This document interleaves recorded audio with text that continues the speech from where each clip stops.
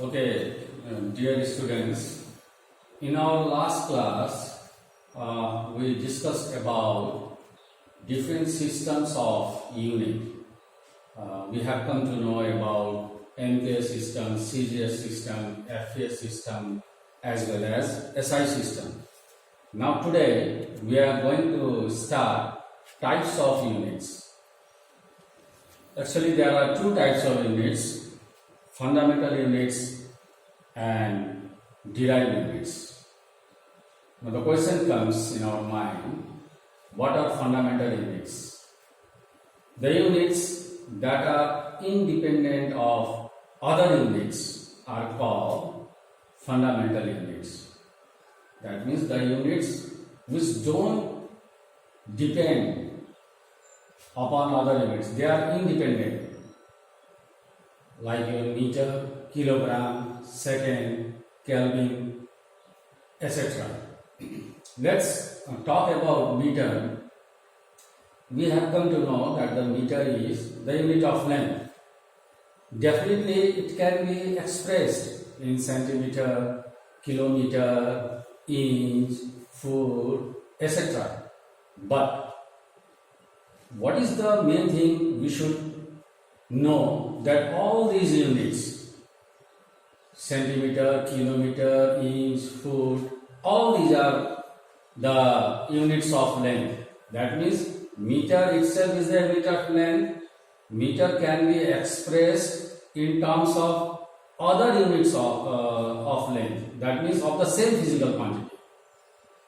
But if you try to express meter in the units of other physical quantities like gram, second, etc., it cannot be expressed. Meter cannot be expressed in gram, second, etc., because these are not the units of length. So in this way, what we conclude, what we can say, that the unit of length, meter, is a fundamental unit, because meter is the unit of length and meter doesn't depend upon the units of other physical quantities except length. Is clear?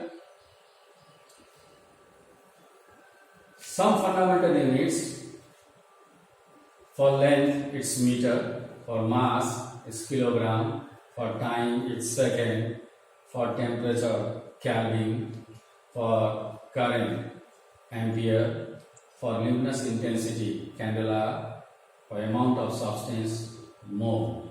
These 7 are actually basic fundamental units. You must learn these units. Okay? Now let's talk about derived units. What are derived units? The units which are derived from 2 or more fundamental units are called derived units. What does it mean? That derived units actually depend upon fundamental units. So for example, unit of velocity, meter per second, unit of acceleration, meter per second square, unit of force, kg meter per second square. All these units are actually derived units. For example, if you see here, what we have come to know, unit of velocity, meter per second. But what is meter? Meter is the unit of length, and meter is a fundamental unit. Similarly, yes, what is S? It is the unit of time. Second is also a fundamental unit. So unit of velocity, we see meter per second. It means unit of velocity depends upon unit of length, that is meter, and unit of time, that is second. That's why what we conclude, what we can say, that unit of velocity, that is meter per second, is a derived unit. Is clear, dear students? So what are fundamental units and what are derived units? It's quite clear. Now let's talk about measurement of length. So before discussing about measurement of length, we should first know what's the meaning of length. So it's very simple. The distance between any two points is called length.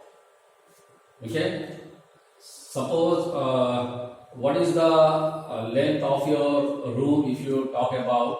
So from one corner of the room to the another corner, what is the distance between those 2 points? That is the length. So simply, it's very simple definition. We can say the distance between any 2 points is called length. Its SI unit is meter, and meter is simply denoted by small m. Now, for the measurement of length, definitely some devices, some instruments are used, like your ruler, measuring tape, meter rod, etc. With the help of these devices, we can get the length. That means the distance between 2 points. One thing we should know now, the units larger than meter are known as multiples of meter. We have come to know that meter is the SI unit of length. But some units are larger than meter. So the units which are larger than meter are known as multiples of meter. For example, kilometer, decameter, etc. These units are actually larger than kilometer. Similarly, some units are actually smaller than meter also. So the units smaller than meter are known as sub-multiples of meter. For example, your centimeter, millimeter, etc. So these are the units which are smaller than meter. Now here is a table which shows you the units of length and their conversion. If you look there, you have to learn this. Maybe in your mathematics class also you have come to know that 10 millimeter equals to 1 centimeter, 10 centimeters equals to 1 decimeter, 10 decimeters equals to 1 meter, 10 meters equals to 1 decameter, 10 decameter equals to 1 hectometer, 10 hectometer equals to 1 kilometer. This you should actually learn by heart. And mostly these conversions are used, so you have to always keep in your mind. 1 kilometer equals to 1000 meter, 1 meter equals to 100 centimeter, 1 centimeter equals to 10 millimeter, and 1 meter equals to 1000 millimeter. So how it can be converted from one unit to another? Okay, so in mathematics class you have learned, I'm sure, but you should keep this conversion in your mind. Now, one simple way let's deal with. Suppose you have to measure the thickness of your science book. So how you can measure? Because just to measure the thickness of a science book it's very thin, so it's very troublesome to get the accurate measurement. So what we can do, this is one of the methods. You can use another methods also. So suppose you take 5 science books, okay? You can collect the books from your friends and you get 5 science books and you just keep them one upon another like this. You pile up like this, okay? All your 5 science books you can keep like this. Now, with the help of your measuring tape or scale, you can measure the thickness of this pile. Okay, I mean the pile of the 5 books. With the help of measuring tape or scale, you suppose measure. Suppose it comes 15 centimeter. So when it comes 15 centimeter, now